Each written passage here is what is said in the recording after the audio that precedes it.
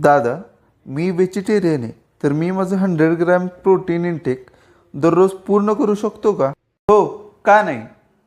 नमस्कार भावांनो, welcome to the day 16 of 365 body recomp process. आज आपण बोलणार आहे की as a vegetarian 100 grams of protein intake on the daily basis आपण कसं पूर्ण करू शकतो.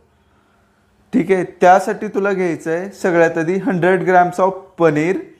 त्यातून तुला मिळेल 18 grams of protein. Second is 100 grams of tofu, ज्यातून तुला अगेन 18 ग्रॅम्स ऑफ प्रोटीन मिळेल. Third is 50 grams of protein oats, ज्यातून तुला 11 ग्रॅम ऑफ प्रोटीन मिळेल.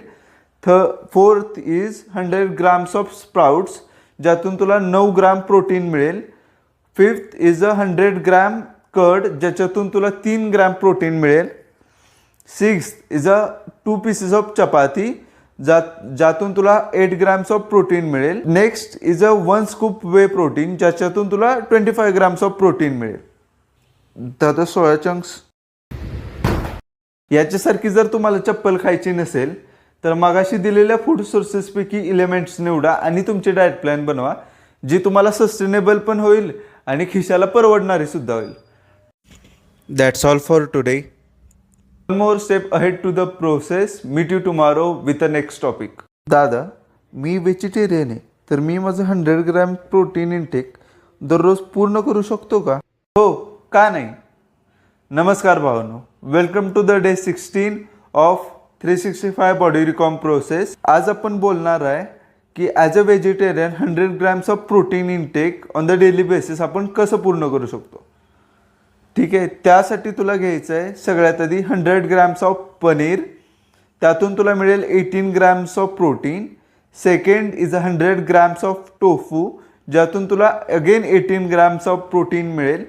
Third is 50 grams of protein oats, ज्यातून तुला 11 ग्रॅम ऑफ प्रोटीन मिळेल. Fourth is 100 grams of sprouts, ज्यातून तुला 9 ग्रॅम प्रोटीन मिळेल. फिफ्थ इज 100 ग्रॅम कर्ड, ज्याच्यातून तुला 3 ग्रॅम प्रोटीन मिळेल. सिक्स्थ इज 2 पीसेस ऑफ चपाती, ज्यातून तुला 8 ग्रॅम्स ऑफ प्रोटीन मिळेल. Next is 1 scoop whey protein, ज्याच्यातून तुला 25 ग्रॅम्स ऑफ प्रोटीन मिळेल. दादा, सोया चंक्स. याच्यासारखी जर तुम्हाला चप्पल खायची नसेल तर मागाशी दिलेल्या फूड सोर्सेसपैकी एलिमेंट्स निवडा आणि तुमची डाएट प्लॅन बनवा, जी तुम्हाला सस्टेनेबल पण होईल आणि खिशाला परवडणारी सुद्धा होईल. That's all for today. One more step ahead to the process. Meet you tomorrow with the next topic.